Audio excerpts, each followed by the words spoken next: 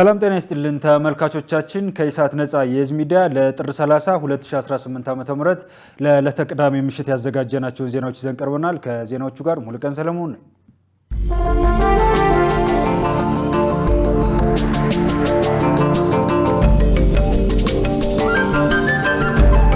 ለጠቅላላ ሀገራዊ ምክክር ጉባኤ 170 አወያዮች መመረጣቸውን የኢትዮጵያ ሀገራዊ ምክክር ኮሚሽን አስታወቀ። ለጠቅላላ ሀገራዊ ምክክር ጉባኤ 170 አወያዮች መመረጣቸውን የኢትዮጵያ ሀገራዊ ምክክር ኮሚሽን ዋና ኮሚሽነር ፕሮፌሰር መስፍን አርአያ አስታውቀዋል። ኮሚሽነር መስፍን ኮሚሽኑ ባለፉት ጊዜያት ያከናወናቸውን ስራዎችና ቀሪ ተግባራትን በተመለከተ ለዲሞክራሲ ጉዳዮች ቋሚ ኮሚቴ ባቀረቡበት ወቅት እንደገለጹት ዝርዝር መስፈርት ተዘጋጅተውና መረጃዎቹ ተተንትነው ብቁ የሆኑ የምክክር ጉባኤውን የሚመሩ 170 አወያዮች ተመርጠዋል። በ11 ክልሎችና 2 ከተማ አስተዳደሮች በ38 የፌዴራል ተቋማት የአጀንዳ ማሰባሰብና ልየታ መደረጉንም ገልጸዋል።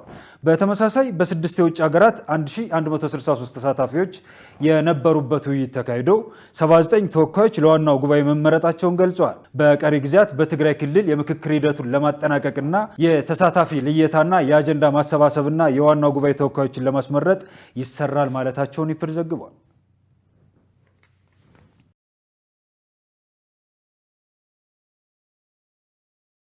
የኢትዮጵያ ብሔራዊ ምርጫ ቦርድ እጩዎች ምዝገባ የሚያከናውኑበትን ጊዜ አራዘመ።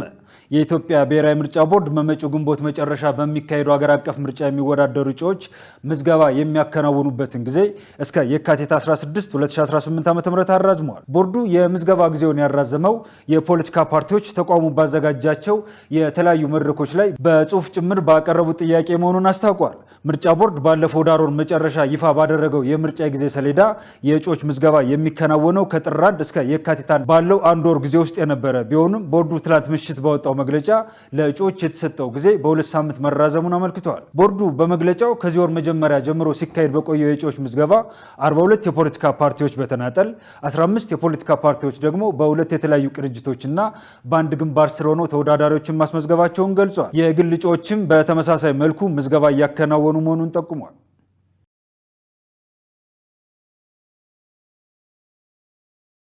የኢትዮጵያ ሲቪል ማህበረሰብ ድርጅቶች ህብረት ለ7ኛው ሀገራዊ ምርጫ 590 ታዛቢዎች ማዘጋጀቱን ገለጸ። ህብረቱ ከአጠቃላይ የድምፅ መስጫ ጣቢያዎች ውስጥ 33 በመቶ የሚሆነውን ለመታዘብ በቅድ ተይዟል ብለዋል። ሰላማዊት ሙሉጌታ።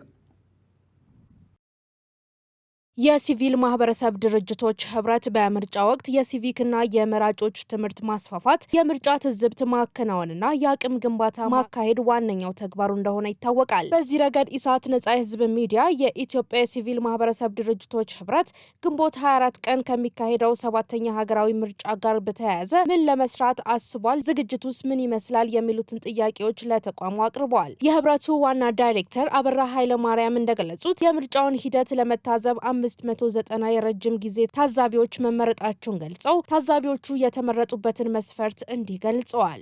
590 የረጅም ጊዜ ታዛቢዎችን ለይተናል። ይህንን ለማከናወን እነዚህ ታዛቢዎች በአባላቶቻችን አማካኝነት የተመለመሉ ናቸው። በፓርቲ ፖለቲካ ውስጥ አለመሳተፋቸውን ማረጋገጥ ይኖርባቸዋል። ይህን የሚያረጋግጡት አባል ድርጅቶቻችን ናቸው። እነዚህ ሰዎች እንደገና በስነ ምግባራቸው ጉድለት ያልታየባቸው መሆን አለባቸው። እነዚህን መስፈርቶች አድርገው ነው የሚመለምሉልን። ከዛም የስነ ምግባር ደንብ እናስፈርማቸዋለን። የፓርቲ ወገንተኛነት እንደሌላቸው፣ የመራጮች የምርጫ ትዝብት በዳበሳ በነዚህ በሚሰራ አይደለም። የራሱ የሆኑ የሚከተሏቸው መርሆች አሉ። ማክበር ያለባችሁት የምርጫ ህጉን ዓለም አቀፍ ስታንዳርዶች አሉ። ዋና ዳይሬክተሩ አክለውም በተቀማጭና በተንቀሳቃሽ የአጭር ጊዜ ታዛቢነት 5000 ታዛቢዎች መመረጣቸውን ገልጸው ከአጠቃላይ የድምፅ መስጫ ጣቢያዎች ውስጥ 33 በመቶ የሚሆነውን ለመታዘብ አቅደናል ብለዋል። በምርጫ ስራ ውስጥ ያስተዋወቅ ነው በኤስኤምኤስ አማካኝነት ቴሌሬቪት የሚባል እና የአፖሎ ፕላትፎርምን ተጠቅመን ከድምፅ መስጫ ጣቢያ በቀጥታ እዚህ ለሚደራጅ ማዕከል አለን። የዳታ ሴንተር የሚባል በአንድ ጊዜ 45 ሰዎች የሚያስተናግድ የዳታ ሴንተር ይቋቋማል። በዛ መልእክቱን ያስተላልፋሉ ማለት ነው። ይሄም በቀን 4 ጊዜ ነው የሚያስተላልፉት።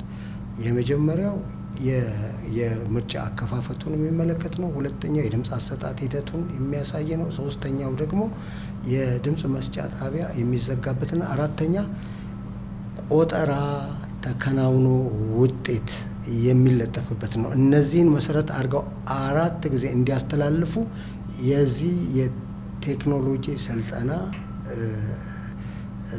እንዲያገኙ እናደርጋለን። ይሄ እነዚህ ሰዎች ድንገተኛ ክስተት አሳሳቢ ሁኔታ እንለዋለን በሚኖርበት ጊዜ በአሳሳቢ ሁኔታ ፎርም አለ። እሱ የተከሰተው አይነት የህግ ጥሰት እና የት ቦታ እንደሆነ ለኛ ወዲያውኑ ሪፖርት የሚያደርጉ ናቸው። እነዚህ የተንቀሳቃሽ ታዛቢዎች ቢያንስ 5 ከዛም እስከ 8 የሚደርሱ የድምጽ መስጫ ጣቢያዎችን እንዲታዘቡ ይደረጋል። ስለዚህ በአጠቃላይ ልንታዘብ ያሰብነው 32 ወይም 33% ከአጠቃላይ የድምጽ መስጫ ጣቢያዎች ያክሉን ለመታዘብ እቅድ ይዘናል። የኢትዮጵያ ሲቪል ማህበረሰብ ድርጅቶች ህብረት ለምርጫ በሚያደርገው ዝግጅት ላይ ገጠሙኝ ካላቸው ተግዳሮቶች መካከል ኃላፊው የሚከተሉትን ጠቅሰዋል። የኛ ያለን የገንዘብ አቅምና ገበያው ላይ ያለው የስራው የሚጠይቀው ወይም ደግሞ ሚዲያ ተቋማት የሚጠይቁ ገንዘብ ፈጽሞ አይገናኝም። ስለዚህ እኛ እቅዳችንን በግማሽ መቀነስ ነበረብን። ይሄ ትልቁ ፈተና ነው። በውድድር ውስጥ ብዙ እንደዚህ አይነት ልምድ ያላቸው ድርጅቶች አሉ። የድርጅቶቹ ደግሞ የጠየቁት ገንዘብ መጠን ፈጽሞ እኛ ካሰብነው እጅግ የራቀ መሆኑ ያንን ለማስታረቅና ወደ ስራ ለመግባት ስራ ለመጀመር የግድ ስራውን መቀነስ ይጠይቃል ማለት ነው። በኢትዮጵያ 39 በመቶ የሚሆኑ እናቶች ከሕክምና ተቋማት ውጭ እንደሚወልዱ ተገለጸ። ሐምሊን ፌስቱላ ኢትዮጵያ በወሊድ ወቅት የሚከሰትን የእናቶች ሞትና ፌስቱላን ለመከላከል የሚችሉ ባለሙያዎች ማስተማሪያና ማሰልጠኛ ኮሌጅ ማስፋፊያ በዛሬው ቀን አስመርቋል። መሳይ ገዛይ ሐምሊን ፌስቱላ ኢትዮጵያ በወሊድ ወቅትና ያለ ዕድሜ ጋብቻ የሚከሰት የፌስቱላ በሽታን ለመከላከልና አክሞ ለማዳን የሚሰራ ግብረሰናይ ድርጅት ነው። ድርጅቱ ከጤና ሚኒስቴር ጋር በመተባበር የሚሰራ ሲሆን የዘርፉን ችግር ለመቅረፍ በኮሌጁ ተማሪዎችን ያስተምራል፣ ያሰለጥናል። ሐምሊን ፌስቱላ ኢትዮጵያ የኮሌጁን ማስፋፊያ ግንባታ በዛሬው ዕለት አስመርቋል። በጤና ሚኒስቴር ብሔራዊ የእናቶች ፕሮግራም አስተባባሪ ሲስተር ዘምዘም መሐመድ በእናቶች ላይ የሚሰሩ ተቋማትን መደገፍና ማበረታታት የሚኒስቴሩ ቀዳሚ ስራ ነው ብለዋል። የህዝብ ንቃተ ጤና ማሻሻል ትልልቅ ኢቨንቶች እንደዚህ አይነት ኢቨንቶች ሲኖሩ ለምንድን ነው የሚያስፈልጉት? ይሄ ተቋም እየሰፋ ለሚሄደው ለምን ትርጉም አለው። የእናቶችን ሞት ለመቀነስ የጨቅላ ህፃናትን ሞት ለመቀነስ ሀገሪቷ እንግዲህ ከምትለካበት አንዱ የኢኮኖሚክ ፒለር የእናቶችና የጨቅላ ህፃናት ሞት ነው። አገር አድጋለች ብለን ስንል የእናቶች ሞት መቀነስ መቻል አለበት። ኢፍኖት ችግር ነው ማለት ነው። ሶ እኛ እዚህ ጋር ሆነን ስናወራ we are talking about the economy of the country እያወራን ነው። ስለ እናቶች ሞት ስናወራ ስለ ኢትዮጵያ ኢኮኖሚ እያወራን ነው። ለምን እናት የሞተችበት ቤት መማር ይችላሉ? ይበተናሉ እኮ። እናት ስትሞት እኮ ልጆች ይወጣሉ ወደ ጎዳና፣ አይማሩ፣ በስርዓቱ አይመገቡም፣ ስነ ልቦናቸው ተነክቷል።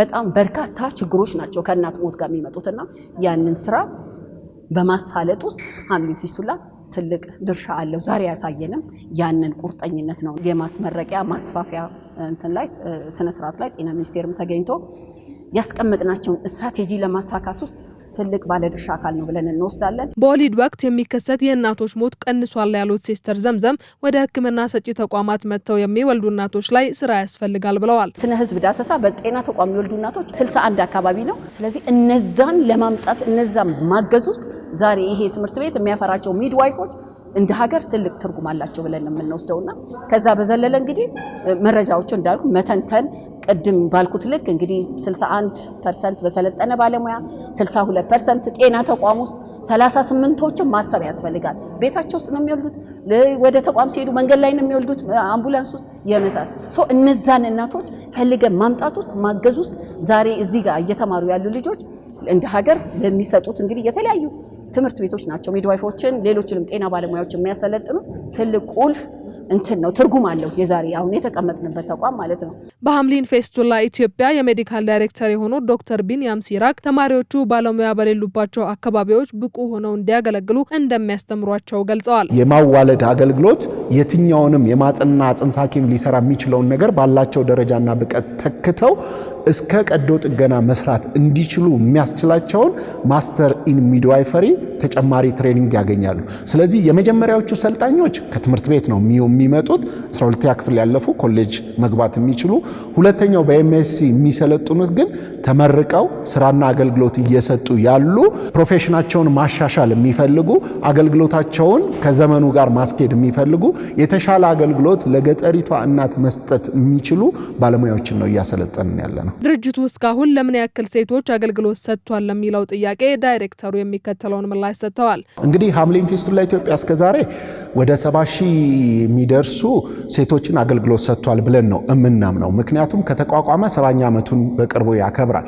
ከዛ ባለፈ መልክና ሁኔታ የቅርብ ጊዜ የአንድ ዓመት ባለፈው ዓመት የሰራናቸውን የቀዶ ጥገና መጠን ብገልጽላችሁ ወደ 4261 የሚደርሱ እናቶች በተቋሙ አገልግሎት አግኝተዋል። እነዚህ ሁሉ እናቶች ግን የሽንት መፍሰስ ችግር ብቻ ያለባቸው አይደሉም። በማህፀን አካባቢ የሚከሰት የትኛውም አይነት ሊታከም የሚችል ጉዳት ያለባቸው ሴቶች ተመሳሳይ በሆነ መልክና ሁኔታ ጉዳቱ ሊያስከትል የሚችለው ተጽዕኖ ሲኖር እንደ ሽንት መፍሰስ፣ የሰገራ ለመቆጣጠር፣ የማህፀን ወደ ውጪ መውጣት፣ በግንኙነት ጊዜ መቸገር እንዲሁም በተለያዩ ምክንያቶች የሚከሰቱ የማህፀን ግድግዳ መላላትና አቅም ማጣትን ጨምሮ አገልግሎት እንሰጣለን። በወሊድ ወቅት የሚከሰትን የእናቶችን ሞት ለመከላከል የዘርፉን ባለሙያዎች በየጊዜው ማሰልጠን እንደሚያስፈልግ ተመልክቷል። የአዲስ አበባ ምግብና መድኃኒት ባለስልጣን ለ39ኛው የአፍሪካ መሪዎች ጉባኤ በተመረጡ 30 ሆቴሎች ላይ ጥብቅ ቁጥጥር መጀመሩን አስታወቀ። የአዲስ አበባ ከተማ አስተዳደር ምግብና መድኃኒት ባለስልጣን በቅርቡ ለሚካሄደው 39ኛው የአፍሪካ መሪዎች ጉባኤ ወደ ሀገሪቱ ለሚመጡ እንግዶች አገልግሎት በሚሰጡ ሆቴሎች ላይ ጥብቅ ቁጥጥር እያካሄደ መሆኑን ገልጿል። ባለስልጣኑ ይህንን እርምጃ የጀመረው አዲስ አበባ የአፍሪካ ህብረት መቀመጫ መሆኗን ተከትሎ ሀገሪቱ መሪዎችን የመቀበል ሀገራዊ ኃላፊነቷን በብቃት እንድትወጣና መልካም ገጽታዋን እንድታስጠብቅ ለማስቻል መሆኑን ጠቁመዋል። ቁጥጥሩ በተለይ ለጉባኤው ተሳታፊዎች ማረፊያነት የተመረጡ 30 ባለ 4ና ባለ 5 ኮከብ ሆቴሎችን የሚያካትት ሲሆን የመኝታ ክፍሎች ጥራትና ደረጃ፣ የምግብ ማብሰያ ቦታዎች፣ የጤና ደህንነት እንዲሁም አጠቃላይ የአገልግሎት አሰጣጥ ሂደቶች ላይ ያተኮረ መሆኑ ተመላክተዋል። ባለስልጣኑ በቁጥጥር ሂደት ወቅት የሚታዩ ክፍተቶችን ከሆቴል ባለቤቶችና ከሚመለከታቸው አካላት ጋር በመወያየት ፈጣን የማስተካከያ እርምጃዎች እየተወሰዱ መሆኑን ገልጿል። በተጨማሪም ሁሉም ሆቴሎች በኢትዮጵያ የቆየ የእንግዳ ተቀባይነት ባህልና ወግ መሰረት የተሟላ ዝግጅት እንዲያደርጉ ከወትሮው የተለየ ክትትል እየተደረገ መሆኑ ተመልክቷል። ይህ የቁጥጥር ስራ ጉባኤው እስኪጠናቀቅ ድረስ የሚቀጥል ሲሆን ዋና ዓላማውም እንግዶችን ሊከሰቱ ከሚችሉ ተላላፊ በሽታዎች መከላከልና ኢትዮጵያ የአፍሪካ ዲፕሎማሲ ማዕከል በመሆን ያላትን ሚና ይበልጥ ማጠናከር እንደሆነ ባለስልጣኑ መግለጹን ከአዲስ ኢንሳይደር ያገኘነው መረጃ ያመለክታል።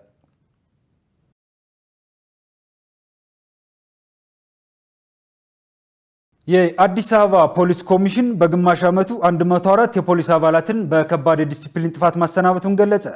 ከስነ ምግባር ብልሽትና ከሰብአዊ መብት ጥሰት ጋር በተያያዘ 104 የአዲስ አበባ ፖሊስ ኮሚሽን አባላት ከስራ መሰናበታቸውን የከተማ ፖሊስ ኮሚሽን ኮሚሽነር ጌቱ አርጋው ገልጸዋል። ኮሚሽነሩ ይህንን የገለጹት የአዲስ አበባ ምክር ቤት መደበኛ ጉባኤ ላይ በአንዳንድ የፖሊስ አባላት ላይ የከተማዋ ነዋሪዎች የሚያነሷቸውን ቅሬታዎች በተመለከተ ከምክር ቤቱ አባል ለተነሳ ጥያቄ በሰጡት ምላሽ ነው። ኮሚሽነር ጌቱ በምላሻቸው ህዝብን ስነ ምግባር በተሞላው መንገድ እንዲያገለግሉ ብዙ ዕድልና ተደጋጋሚ ትምህርት ተሰጥቷቸው ኃላፊነታቸውን ባለመወጣት ያልታረሙ የፖሊስ አባላት እንዳሉ ተናግረው በእነዚህ የፖሊስ አባላት ላይ የከተማዋ ፖሊስ ኮሚሽን ከባድ የዲሲፕሊን እርምጃ እየወሰደ እንደሚገኝ አስታውቋል።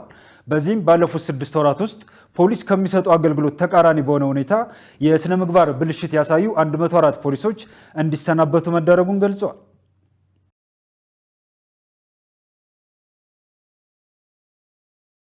ተመልካቾቻችን ከኢሳት ነጻ የህዝብ ሚዲያ ለዕለተ ቅዳሜ ምሽት ያዘጋጀናቸው ዜናዎቻችን እንደቀጠሉ ናቸው። ወደ ዜናዎች እንሻገር። የናይጄሪያ ፍርድ ቤት እንግሊዝ እንደ አውሮፓውያን አቆጣጠር በ1949 ለተገደሉ የኢኑጉ የድንጋይ ከሰል ማዕድን አውጪዎች 420 ሚሊዮን ፓውንድ ካሳ እንድትከፍል ማዘዙ ተዘገበ። የእንግሊዝ መንግስት ለአንድ የድንጋይ ከሰል ማዕድን አውጪዎች ቤተሰቦች ተጠያቂነትን ሊወስድና ካሳ ሊከፍል ይገባል ሲል የናይጄሪያ ዜና ወኪል የኢኑጉ ግዛት ከፍተኛ ፍርድ ቤት ዳኛ አንቶኒ ኖቮን ጠቅሶ ዘግቧል። በኢቫ ቫሊ የድንጋይ ከሰል ማዕድን ማውጫ ውስጥ የነበሩ ቆፋሪዎች ጥያቄያቸው ምላሽ ሳያገኝ ሲቀር አስተዳደሩ እንዳይዘጋባቸው ማዕድኑን በመያዝ የስራ ማቀዝቀዝ ተቃውሞ ማድረጋቸው ተገልጿል። ዳኛ ኢኖቮ እነዚህ ምንም መከላከያ የሌላቸው ማዕድን አውጪዎች የተሻለ የስራ ሁኔታ እንዲመቻችላቸው እየጠየቁ ነበር። በባለስልጣናት ላይ ምንም አይነት አመፅ አላደረጉም፣ ነገር ግን ተኩስ ተከፍቶባቸው ተገደሉ ማለታቸው ተዘግበዋል። አክለውም ተከሳሾቹ ለእያንዳንዱ ተጎጂ 20 ሚሊዮን ፓውንድ መክፈል አለባቸው ብለዋል። ይህ ውሳኔ በቅኝ ግዛት ዘመን ለተፈጸሙ ጥሰቶች ታሪካዊ ተጠያቂነትና ፍትህ ለማስፈን በሚደረገው ጥረት ውስጥ ትልቅ ምዕራፍ ነው። ይህም የመኖር መብት ጊዜን ድንበርና የሉዓላዊነት ለውጦችን እንደሚሻገር የሚያረጋግጥ ነው ሲሉ የናይጄሪያ መንግስታዊ ያልሆነ ድርጅት ፕሬዚዳንት የሜኬንሲ ጆርጅ አብራርተዋል ሲል የዘገበው ስፑትኒክ ኢትዮጵያ ነው።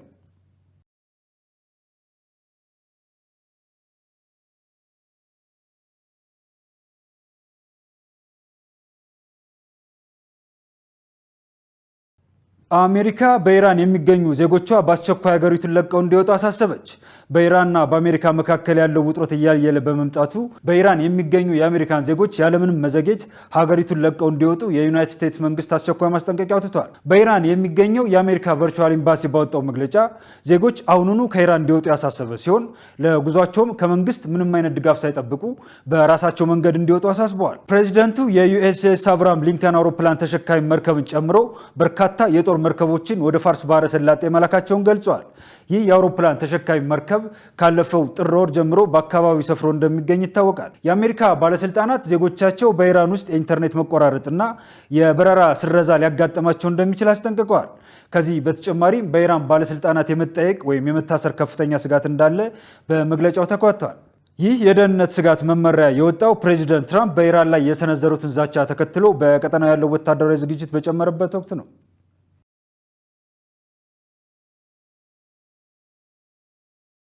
ተመልካቾቻችን ከኢሳት ነጻ የህዝብ ሚዲያ ለጥር 30 2018 ዓ.ም ያዘጋጀናቸው የምሽት ዜናዎቻችን የተከታተሏቸውን መስሎ ነበር። ከዜናዎቹ ጋር ሙሉቀን ሰለሞን አብራችሁ ቆየው። መልካም ጊዜ ይሁንላችሁ።